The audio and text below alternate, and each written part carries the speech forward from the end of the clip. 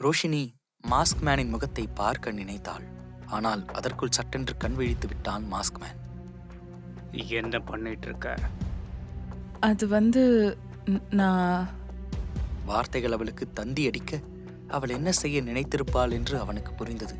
அதை உணர்ந்தவன் கண்கள் நொடிப்பொழுதில் சிவந்துவிட அதை பார்த்து பயந்து கொண்டாள் ரோஷினி. சாரி, தப்பா எடுத்துக்காதீங்க. நான் ஏதோ ஆர்வத்துல. அவள் ஏதோ சொல்ல வரும் முன்னரே அவளை முறைத்து பார்த்தவன் அதற்கு மேல் அவளிடம் எதுவும் பேசாமல் அந்த அறையிலிருந்து எழுந்து சென்று விட்டான். இங்க பாருங்க, ஒரு நிமிஷம் நில்லுங்க. சொல்லியபடியே அவளும் பின்னால் சென்றாள். ஆனால் அவன் அங்கிருந்து கிளம்பிவிட்டான். ரோஷினிக்கு முகமே இல்லைதான். ஏதோ பெரும் தவறை செய்து விட்டதாக தன்னைத்தானே கடிந்து கொண்டாள். இரவு முழுவதும் அவன் வருவானா வருவானா என வாசலையே பார்த்து நின்று கொண்டிருந்தாள். கால்கள் எல்லாம் வலித்தது. தன்னையே திட்டிக் கொண்டவள் எப்பொழுது தூங்கினாள் என்று தெரியாமல் அப்படியே தூங்கிப் போனாள். மறுநாள் காலை தூக்கத்திலிருந்து கண் விழித்தாள் ரோஷினி. இன்னும் மாஸ்க்மேன் வராததால் அவளின் முகம் வாடியே இருந்தது. தன்னுடைய போனை எடுத்தவள் அவனுக்கு அழைத்தாள். அவன் அழைப்பை ஏற்கவில்லை. மெசேஜ் செய்து பார்த்தாள். அதையும் அவன் பார்க்கவில்லை. இப்படியே ஒரு வாரம் கடந்துவிட அவள் மாஸ்க்மேனை பார்த்தே ஒரு வாரம் ஆகிவிட்டது. அவன் இல்லாமல் ஏதோ ஒரு மிகப்பெரிய விஷயத்தை அவள் மிஸ் செய்வதாக உணர்ந்தாள். ஏன் இந்த உணர்வு என்று அவளுக்கு தெரியவில்லை. சாப்பிட அமர்ந்திருந்தவள் சாப்பிடாமல் தட்டில் கோலம் போட்டுக் கொண்டிருக்க வேலைக்காரர் ரோஷினியிடம் கேட்டான். அம்மா, நீங்க ஐயாவை மிஸ் பண்றீங்களா? அவர் அப்படி கேட்டதும் லேசாக சிரித்தாள் ரோஷினி. ஆமா, நான் அவரை ரொம்ப மிஸ் பண்றேன். எப்ப வருவார்னு உங்களுக்கு தெரியுமா? அதற்கு அவர் தெரியாது என்பது போல் தலையசைத்தார். அதில் ரோஷினி முகம் சுருங்கியது. இந்த ஒரு வாரத்தில் ரோஷினி நன்றாக குணமாகி இருந்தாள். எனவே ஆபீஸ் செல்லலாம் என்று டாக்ஸியை புக் செய்துவிட்டு அதற்காக காத்திருக்கும் நேரத்தில் கூட மாஸ்க் மேனுக்கு வாட்ஸ்ஆப்பில் மெசேஜ் அனுப்பினாள். சாரி, நான் பண்ணது தப்பு தான். நீங்க அவ்வளோ தூரம் சொல்லியும் உங்க முகத்தை பார்க்க நினைச்சது தப்பு தான். ப்ளீஸ் ஏதாவது பேசுங்க. மெசேஜ் அனுப்பியவள் டாக்ஸியில் ஏறி ஆபீஸுக்கு கிளம்பினாள். அவள் அனுப்பிய மெசேஜ் தூரத்தில் நின்று கொண்டிருந்த ஒருவனின் போனில் தெரிந்தது. அது வேறு யாரும் இல்லை, மாஸ்க் மேன் தான். அவனுடன் ரிஷியும் இருந்தான்.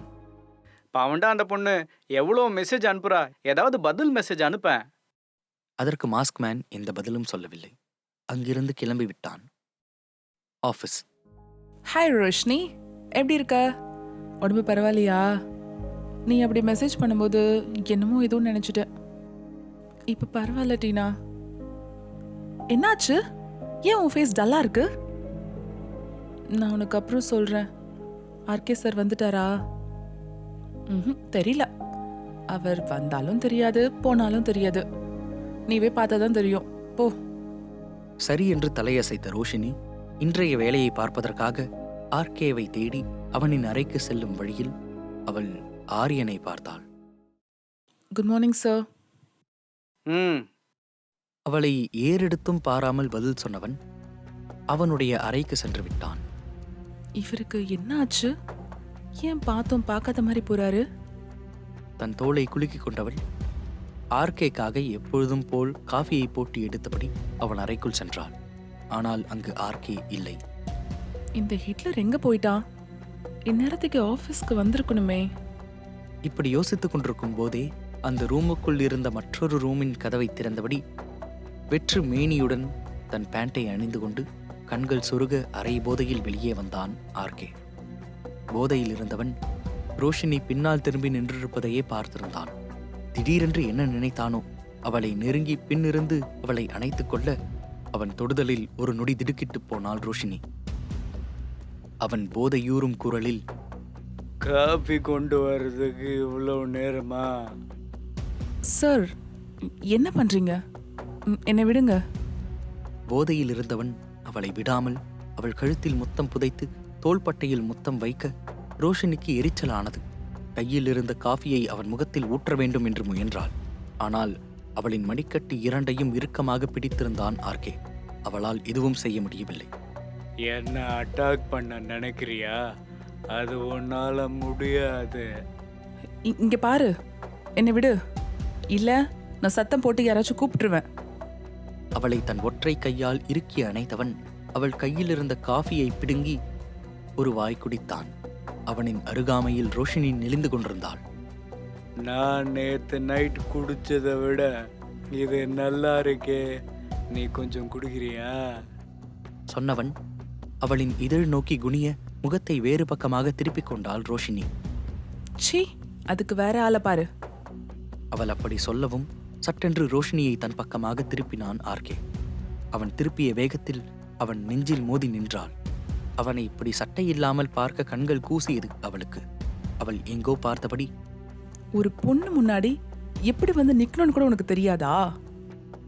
ஒரு வாரமா ஆபீஸுக்கு வராம நல்லா வெயிட் போட்டிருக்க போல. சொன்னவனின் கை அவளின் இடையை அளந்து கொண்டிருந்தது. மேலும் ரோஷினியின் வளைவுகளில் ஊர்ந்து சென்றவன் அவளின் உதடுகளை கையால் பிடித்தான். ஆ ஆ, வலிக்குது. ஆ, அந்த உதட்டின் இளமை ரோஜா நிறம் அவனின் கவனத்தை அதிகமாக ஈர்த்தது. ஒரு வாரமா எங்க போன? அத நான் ஆரியன் சார் கிட்ட சொல்லிக்கிறேன். Damn it. உன்னோட பாஸ் நான் தானே, நீ என்கிட்ட தான் சொல்லணும். Got it? அவன் அப்படி மிரட்டியும் அவள் அசராமல் ஆர்கேவை கண் சிமிட்டாமல் பார்த்தாள். அது அவனுக்கு ஆச்சரியமே. இன்னொரு தடவை என்கிட்ட சொல்லாம நீ லீவ் எடுத்த, you have to pay for that. நான் சொல்றது உனக்கு புரியுதா? ம், கெட் லாஸ். சொன்னவள் அவளை பிடித்து அறையை விட்டு வெளியே தள்ளினான். ரோஷினியின் கண்களில் நீர் தேங்கியது. அங்கு என்னவென்றால் மாஸ்க் மேன் இவளிடம் பேசாமல் காயப்படுத்துகிறான், இங்கு ஆர்கே பேசியே கொள்கிறான் என மனம் நொந்தாள். அன்று மாலை, என்னடி சொல்ற? 1 வீக்கா உன்கிட்ட பேசலையா? ம், அவளுடைய முகபாவனைகளை உன்னிப்பாக கவனித்த டீனா, என்ன ரோஷினி, கவலைப்படுறியோ? எனக்கு தெரியல, அவர் என் கூட பேசாம இருக்கிறது கஷ்டமா தான் இருக்கு. எனக்கு இப்போ அவர் என்ன ஏமாத்திட்டு வரோன்னு நினைச்சலாம் கவலை இல்லை. அவர் என்கிட்ட பழையபடி பேசணும். அதுக்கு ஏதாவது ஐடியா சொல்லிட்டீனா? இதை கேட்ட டீனாவிற்கு என்ன சொல்வதென்றே தெரியவில்லை. முகம் தெரியாத ஒருவனை இவள் கண்மூடித்தனமாக நம்புகிறாளே என்று ஆச்சரியம் கொண்டு பெருமூச்சு ஒன்றை வெளியிட்டவள், நீ பண்றது எனக்கு விருப்பம் இல்லை, ஆனா நீ கஷ்டப்படுறதே என்னால பார்க்க முடியல, அதனால சொல்றேன்.